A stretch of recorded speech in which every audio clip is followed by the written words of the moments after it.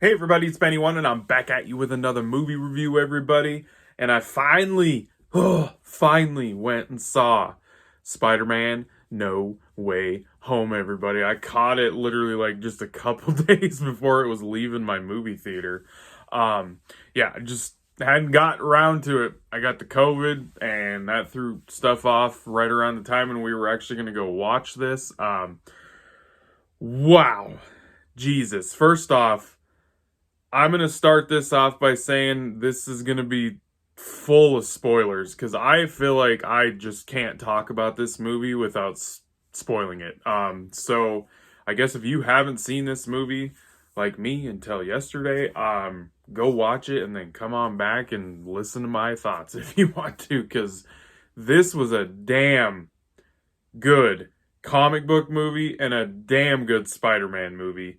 I will say that this by far is the best in the Tom Holland Spider-Man trilogy of movies. This is easily the best one in his three solo Spider-Man movies, if you even want to call them solo Spider-Man movies, because he's never just in them alone. But yeah, easily the best one in the trilogy. And John Watts is back once again to direct the third movie in this trilogy that he has done. And he's good.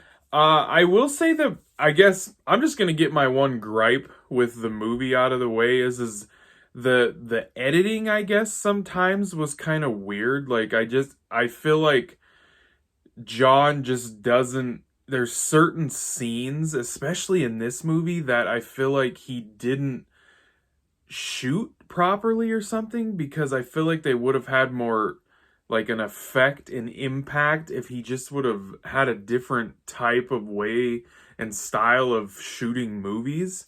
But it's a really small gripe. Like, it's just something I noticed throughout the movie. And our big returning villains, Electro, Doc Ock, Green Goblin, and such. There were parts of the movie that I kind of, with the editing, and this is another thing with the editing, is like it seemed like maybe they couldn't get all of these guys to the movie to film all of this at the same time because of the way the editing was going. It kind of seemed like they were cutting from like, well, we shot this scene with him, and then we shot this scene with him in a separate location, and they like cut everything together. There were parts in the movie where I felt that, but it's a minuscule thing. Like I love this damn movie. Like, I honestly think this movie might be, it's in my top 10 comic book movies of all time. Like, it is that good. It is a damn good movie. So now that we got the gripe out of the way, let's talk about this beast of a movie, because this is great. First off, let's talk about the cast, because there is a freaking huge star-studded cast in this movie. Holy crap. You have Tom Holland returning as Peter Parker, Spider-Man, of course. And holy crap, people. I honestly, I'm not gonna sit here and say that I've been the biggest fan of Tom Holland's Spider-Man. He's grown on me the more that he's played this character. The thing about him, though, is like, he never, to me, has really felt fully like Spider-Man, because he's always in these movies with other MCU characters, like in his solo movies. He's never just in a Spider-Man movie by himself fighting a Spider-Man villain. He's always got Tony Stark helping him. Or like in this movie, he's got Doctor Strange helping him. Which was way different, and I loved what they did with Doctor Strange. Benedict Cumberbatch, awesome. You get to see Doctor Strange do some cool stuff in this movie. And he was actually in the movie a lot more than I thought he was going to be. But I think this is easily, without a doubt, the best performance that Tom Holland has given as Spider-Man and Peter Parker. Easily the best performance. Like, without a doubt.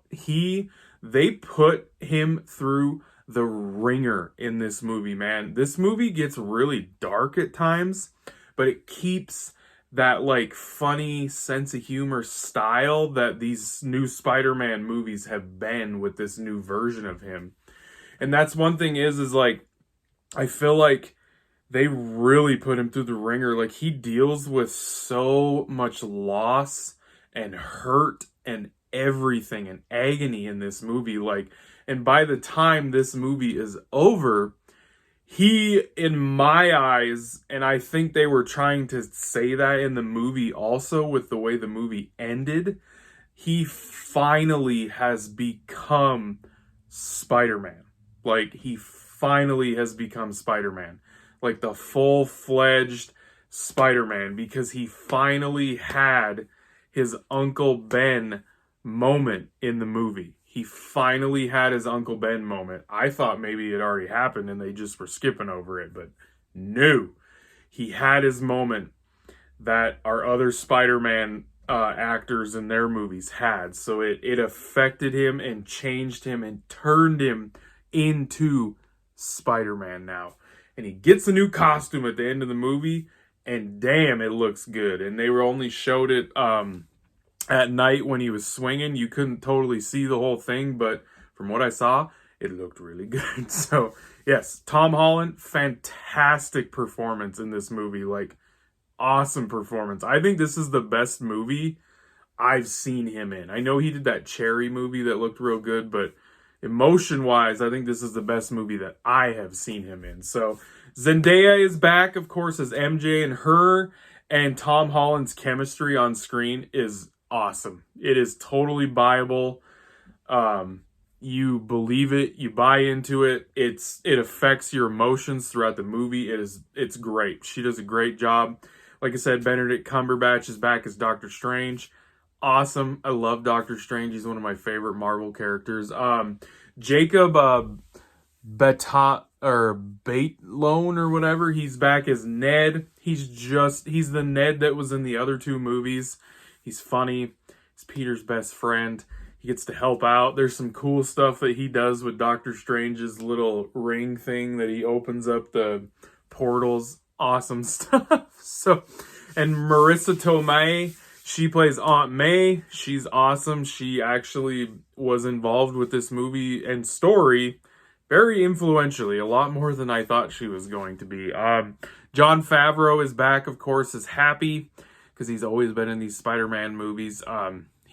It's Happy. Come on, it's Happy. Benedict Wong plays Wong, everybody.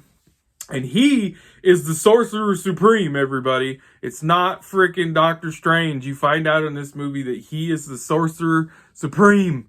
Doctor Strange got that title taken away because he got blipped for 5 years, and they say that. So that's kind of interesting right there. Now we're going to get into the returning villains. Jamie Foxx is back as Electro. He's back as Electro. And then we have Alfred Molina is back as Dr. Otto Octavius, Doc Ock. And, of course, Willem Dafoe, everybody, is back as the Green Goblin, Norman Osborn himself.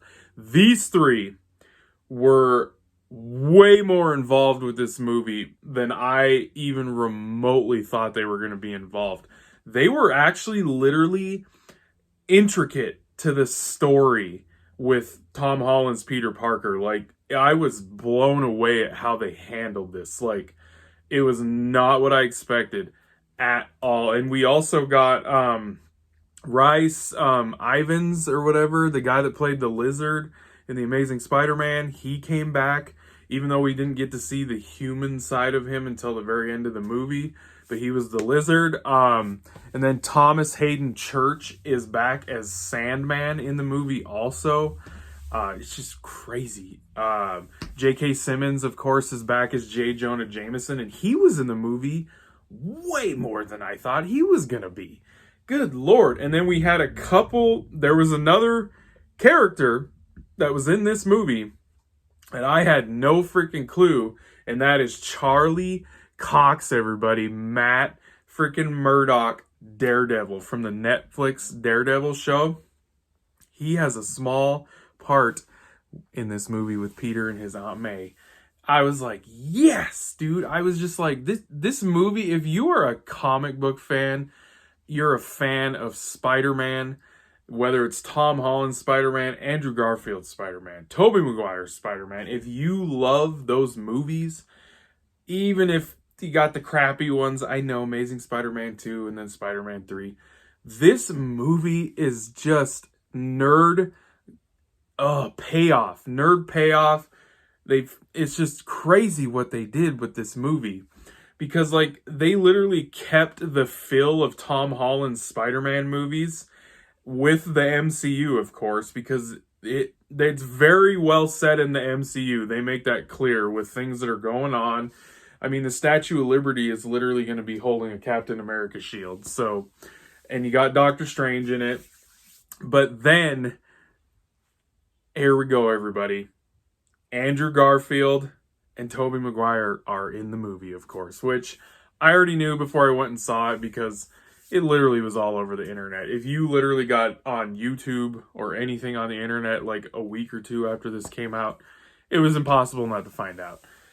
And the way that these guys were brought into this movie and the parts that they played were so integral to Tom Holland's Peter Parker. Like, even the villains, a couple of the villains, the stuff that like the Green Goblin does to Tom Holland's Peter Parker in this movie is very dark, very sinister. Like, it's insane. Willem Dafoe was off the chains in this movie, like insane. His performance as Green Goblin makes his other one in Tobey Maguire's first Spider-Man look like child's play. It was that dark and sinister, and as my brother AM21 would say, savage. Like, he was off the hook in this movie.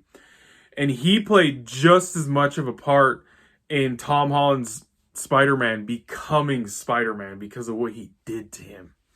And the other two Spider-Men, Andrew Garfield, Tobey Mcguire, awesome. They picked it right back up like they never had left, especially Toby. Toby, like, wasn't even like he left, and it's been years since that guy was Spider-Man. And the interactions with the three Spider-Men, you got Tom and Andrew and Toby, it was so entertaining. So entertaining. Just awesome to see. When Toby shoots his webs out of his skin, they're both like, what in the hell? Did that just come out of your arm? Like, and they ask him questions later in the movie about it. Like, it's just like, does it come out of everywhere? And they're like, it's just awesome. Even Tom Holland's interaction with all the returning villains from their movies. Like, this movie is amazing. No pun intended, but the fact that this movie happened and exists, and it also exists in the MCU, is just fantastic. I literally have like no complaints about the movie except for the tiny little thing about the editing. Like, that's it. It literally has a great story. Spider-Man action galore and payoff, fan service galore. You have returning characters that I honestly think, like Doc Ock, they made his character even better than it was after Spider-Man 2. The Green Goblin got way more depth added to him, and I say they improved him. We kind of got MCU version looks of what those three main villains look like too. Electro, the Green Goblin, and Doc Ock. They kind of did a little MCU treatment to him and gave him a new look, which was kind of cool. Later, after they were already there. So, but yeah. The movie was super emotional. I teared up a few times in the movie. Very emotional, action-packed, entertaining as hell. The whole 2.5 hours. There's 2 end credit scenes. The last end credit scene was actually the Doctor Strange trailer, basically. And then the other end credit scene was Tom Hardy's Venom. It was another little part that was in, Venom, Let There Be Carnage. So, awesome freaking Spider-Man movie. Easily Tom Holland's best Spider-Man movie. And like I said, this is in my top 10 comic book movies of all time now. I don't exactly know where, but I'm giving this bad boy a 10 out of 10. It was that damn good, people. So a 10 out of 10 for Spider-Man No Way Home. Thank you for watching, and I'll be catching you on the tube later because I have spoken.